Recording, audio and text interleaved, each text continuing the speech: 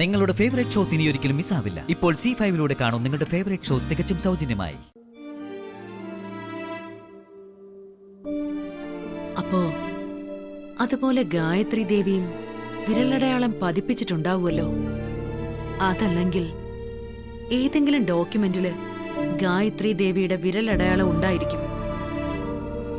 അല്ല, ഈ വിരലടയാളം ഉപയോഗിച്ച് വിശാൽ എങ്ങനെയാ മാജിക് ബോക്സിന്റെ ഉള്ളിലെ മെമ്മറി കാർഡ് ഓപ്പൺ ചെയ്യാൻ പോകുന്നത്? അതറിയണം. എങ്കിൽ മാത്രമേ അടുത്തത് എന്തെങ്കിലും ചെയ്യാനാവൂ. ചേച്ചി,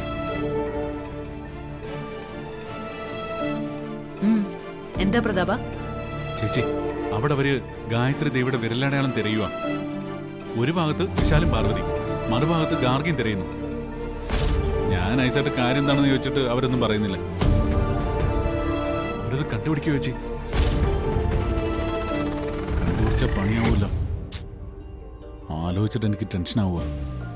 എടാ, എനിക്കതിലൊരു ടെൻഷനോ പേടിയോ ഒന്നുമില്ല. അവരത് കണ്ടുപിടിച്ചോട്ടെ. വിശാലോ പാർവതിയോ ഗാർഗിയോ ആര് വേണമെങ്കിലും കണ്ടുപിടിച്ചോട്ടെ. ഞാൻ അവരെ കീനായിട്ട് വാച്ച് ചെയ്യുന്നുണ്ട്. അവർക്ക് വിരലടയാളം കിട്ടിയാൽ അതെങ്ങനെ നശിപ്പിക്കണമെന്ന് എനിക്ക് നന്നായിട്ടറിയാം. പക്ഷേ ഈയിടെയായിട്ട് രാത്രി എനിക്ക് വല്ലാത്തൊരു പേടി അനുഭവപ്പെടുന്നുണ്ട്. അങ്ങനെ ചില അസ്വസ്ഥതകൾ ഇരിക്കുന്നുണ്ട്. അതൊന്നും കാര്യമാക്കണ്ട.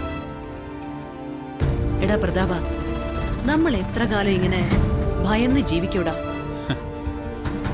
ചേച്ചി, ഇത് ഗായത്രി ദേവിയുടെ വീടല്ലേ? അതിന് അല്ല, നമ്മൾ ഇവിടെ നിൽക്കുന്നുണ്ടോ നമുക്കിപ്പോ പേടി? നമ്മൾ ഇവിടെ കഴിയുമ്പോ നമുക്ക് ഗായത്രി ദേവിയെ കുറിച്ചും അവരെ കൊന്നതിനെ കുറിച്ചൊക്കെ ഓർമ്മ വരും. ചേച്ചി, ചേച്ചി ഇപ്പൊ എന്തിനാ എന്നെ തല്ലിയേ? എടാ, പരിസരം നോക്കാതെ ഓരോന്ന് വിളിച്ചു പറഞ്ഞാ ദേ അങ്ങനെ ചെയ്താ നമുക്കുള്ള കുഴി നമ്മൾ തന്നെ കുത്തുന്നത് പോലെ ഇരിക്കും. സോറി, ഞാൻ ശ്രദ്ധിച്ചില്ല ചേച്ചി. പ്രതാപ, ബി കെയർഫുൾ. ഇവിടെ നമ്മൾ സംസാരിക്കുന്നത് ഇരുചെവി അറിയാതെ ശ്രദ്ധിക്കണം. നീ നമ്മുടെ സംസാരം പുറത്താരും അറിയരുത്. ആരും അത് കേൾക്കരുത്. ഞാനെല്ലാം കേട്ടു.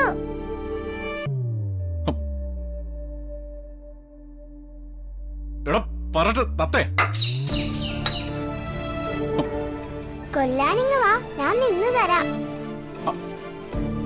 പ്രതാപ, പന പോലെ വളർന്നില്ലേ, എന്നിട്ടും ചേച്ചിയുടെ കയ്യിൽ നിന്ന് അടി വാങ്ങാൻ നാണമില്ലേ? അതിനു വേണ്ടി എന്ത് തെറ്റാ നീ ചെയ്തത്? എന്തായാലും വല്ലാത്ത കഷ്ടമായി പോയി. അടിയുടെ ശബ്ദം കേട്ട് എന്റെ ചെകിട് പൊളിഞ്ഞുപോയി. ശരി ശരി, നിങ്ങളുടെ രഹസ്യ സംഭാഷണം നടക്കട്ടെ. പ്രതാപ, നമ്മൾ പറഞ്ഞത് മുഴുവൻ അവൻ കേട്ട് കാണുമോ? ഏയ്, മുഴുവൻ കേൾക്കാൻ സാധ്യതയില്ല. കേട്ടാലേ വള്ളി പുള്ളി വ്യത്യാസമില്ലാതെ അവനതെല്ലാം പോയി പാർവതിയോട് വിളമ്പും.